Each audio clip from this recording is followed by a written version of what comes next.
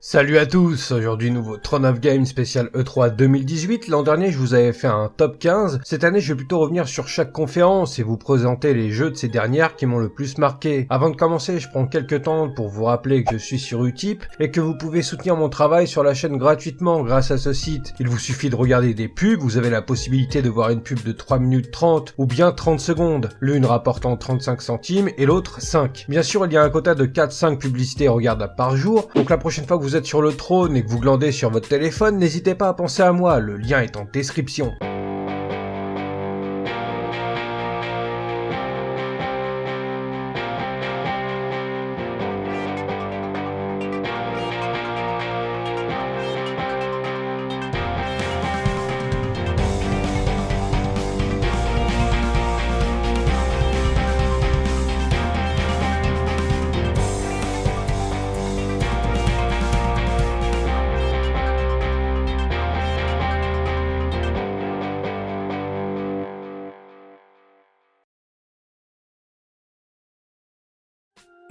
Alors bien sûr, je vais vous donner mon avis, mes préférences à moi, chacun a ses propres attentes et préférences sur cette E3, dans le monde du jeu vidéo en général. On ne citera pas le Battle Royale, qui s'est propagé comme un cancer sur tous les jeux se prêtant à ce mode.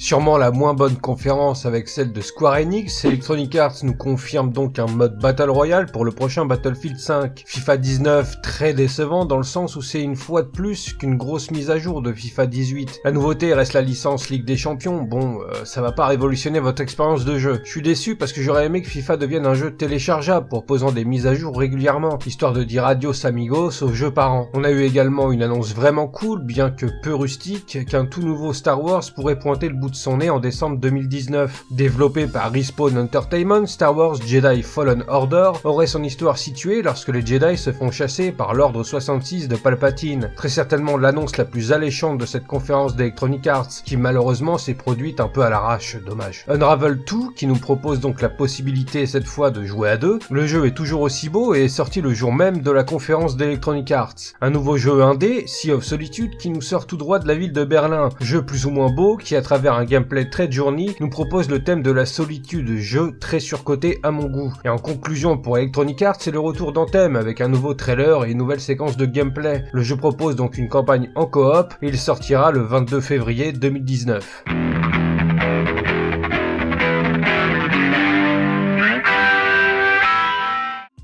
Microsoft démarre très fort avec un trailer du nouveau Halo Infinite, une bonne claque pour les fans de la saga. Trailer de Captain Spirit, un petit spin-off de Life is Strange où l'on incarne un enfant qui s'invente une vie imaginaire. Ça a pas l'air bien ouf, mais il sort le 26 juin et il est gratuit. Sea of Thieves nous présente via un trailer les deux grosses mises à jour qui auront lieu en juillet et en septembre de cette année. Étant moi-même un pirate du jeu, j'ai hâte. Jusqu'à présent, on a eu le droit qu'à des petits events qui cassent pas trois pattes à un canard. Donc j'espère que ça sera vraiment lourd. Forza Horizon 4 débarque avec un trailer puis ensuite un gameplay en pleine conférence, sorti le 2 octobre 2018. The Division 2 avec une longue séquence de gameplay, ma foi fort sympathique, sorti le 15 mars 2019. Via un trailer regroupant plusieurs petits jeux indés, Super Meat Boy Forever est montré. La sortie est prévue pour 2018 sans date précise au moment où j'écris cette vidéo. Shadows of the Tomb Raider qui nous dévoile en plus d'un nouveau trailer une séquence de gameplay vraiment sympa nous montrant une nouvelle fonctionnalité d'infiltration inédite. Lara peut donc maintenant s'enduire debout. Une Lara très glamour pour ce troisième opus du reboot de la saga. Stockhouse 4 nous dévoile son trailer, sortie prévue le 4 décembre 2018. Un gros trailer des familles de Gears of War 5 est dévoilé avec en prime le trailer d'un jeu mobile Gears of War, relié de façon obscure avec les figurines pop. Un détail qui a pas vraiment plu aux fans de la saga. Avant de nous laisser sur un dernier trailer World Premiere, la prochaine console Xbox est teasée à l'oral simplement, pas d'image ou de date prévue. Le fameux dernier World Premiere est un trailer de Cyberpunk 2077, un jeu que j'attendais pas forcément mais qui me tente beaucoup, après tout c'est le nouveau RPG des créateurs de The Witcher. La conférence de Microsoft est très clairement la meilleure conférence de cette E3 selon moi, celle qui a proposé le plus de jeux, qui a démarré et fini très fort. C'était beau, et je dis pas ça parce qu'il y avait un trailer de Devil May Cry 5, c'est vraiment sincère.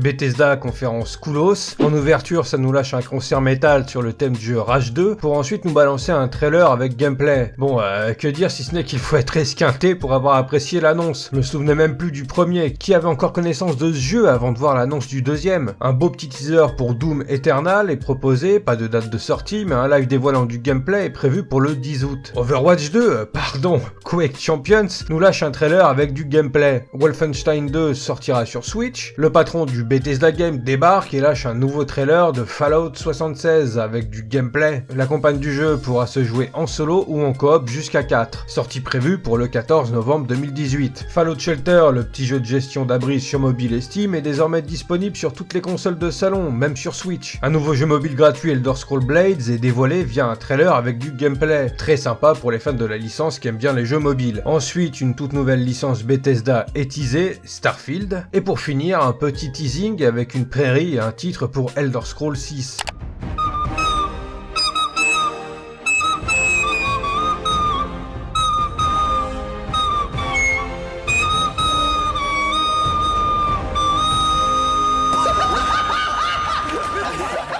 Je trouve que c'est une excellente conférence si on est fan de Bethesda. Franchement, c'était sympa, surtout grâce à Fallout 76, on va pas se le cacher.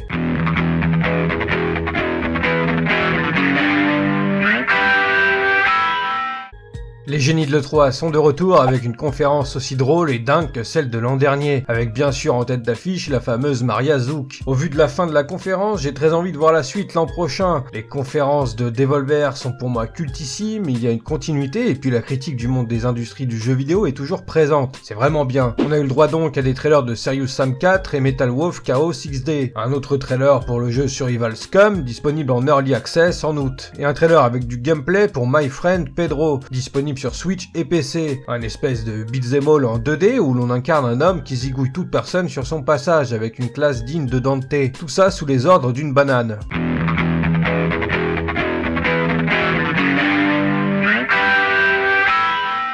Une des pires conférences avec Electronic Arts, sûrement la pire des deux même. Un Dragon Quest 11 déboule avec un trailer gameplay, sorti prévu le 4 septembre. Un trailer pour The Quiet Man, où l'on voit donc un homme sourd se battre contre des chicanos dans une ruelle. Plus d'infos à venir au mois d'août. Et bien sûr un gros trailer de Kingdom Hearts 3, qui est en fait le même proposé durant la conférence de Microsoft, mais en plus long, avec de nouvelles images. J'ai vraiment retenu que ces 3 jeux, franchement c'est pas ouf.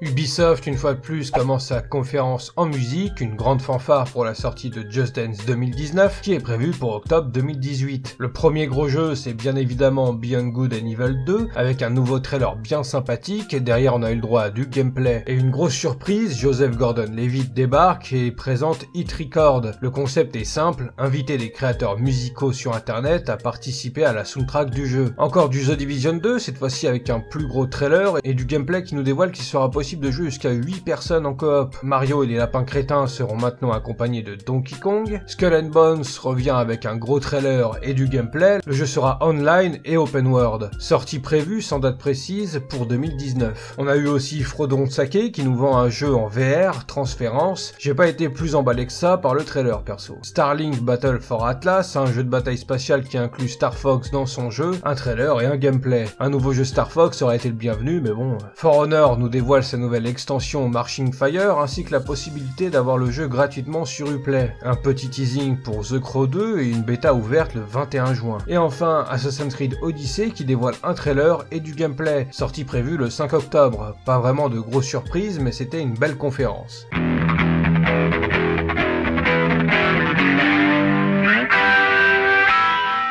PC Gaming Show, j'ai tenu quelques minutes avant d'arrêter de regarder. J'ai jamais été très fan de cette pseudo-conférence. J'ai vu plus tard qu'ils avaient balancé un trailer gameplay d'Overkill The Walking Dead. Autant dire que je suis déçu, un énième jeu de zombies en coop à 4. Je m'attendais vraiment à un jeu plus centré sur du solo avec une campagne intéressante. Les trailers autour des personnages donnaient vraiment l'impression que le jeu allait proposer une expérience de jeu inédite. Et finalement, c'est très bof. Sortie prévue le 8 novembre.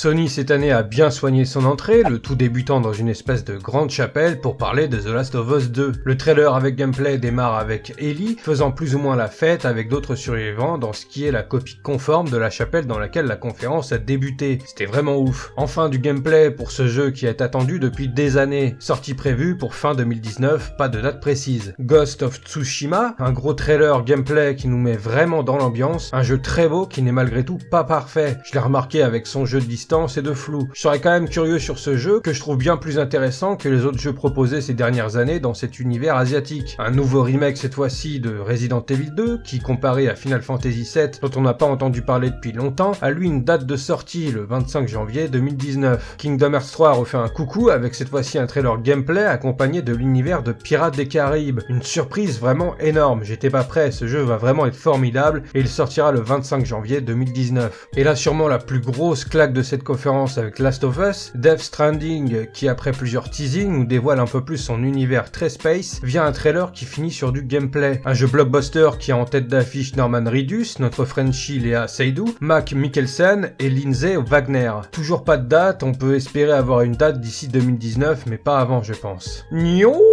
2 a balancé un trailer, c'est le Bob Lennon qui a dû être content. Et pour finir leur conférence, comme l'an dernier, un nouveau gameplay de Spider-Man qui cette fois-ci a une date de sortie pour le 7 septembre 2018. Cette année, Sony n'a pas diffusé de gameplay sur Days Gone, mais en dehors des conférences, une date de sortie est tombée, à savoir le 22 février 2019. Une conférence très sympa de la part de Sony, mais mis à part Ghost of Tsushima, Death Stranding et du gameplay pour The Last of Us 2, pas de grosses surprises pour ma part.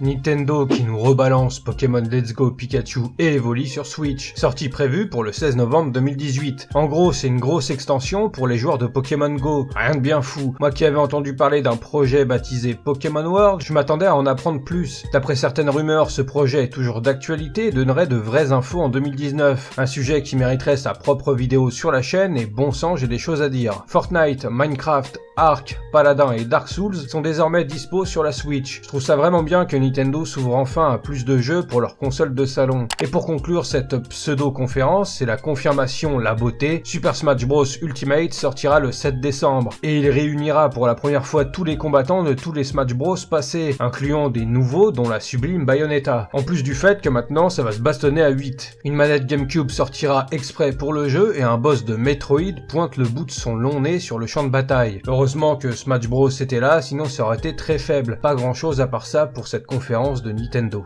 Cette E3 2018 était formidable, beaucoup de nouveautés et de confirmations via des gameplays. Si on fait le compte entre cette fin d'année 2018 et le début de 2019, va falloir s'accrocher niveau portefeuille et bien choisir ses jeux, parce qu'il y a plein de gros jeux à venir. Personnellement, Spider-Man en septembre c'est du sûr, suivi par Red Dead Redemption 2 et Assassin's Creed Odyssey. Et le début de 2019 avec Kingdom Hearts 3 et Days Gone, ça risque de faire une petite somme tout ça. J'ai voulu changer de style pour parler de l'E3, dites-moi en commentaire si vous préférez que j'aborde le prochain E3 comme celui-ci, ou plutôt comme celui de l'an dernier à base de mentions spéciales et d'un top 15 avec plus de détails sur les jeux. Dites-moi également en commentaire quels sont les jeux présentés durant cette E3 2018 que vous attendez le plus. J'espère que la vidéo vous a plu, abonnez-vous et cliquez sur la chaîne, les pouces bleus, suivez-moi sur Twitter et un serveur Discord est à votre disposition. Sur ce, je vous dis à bientôt pour une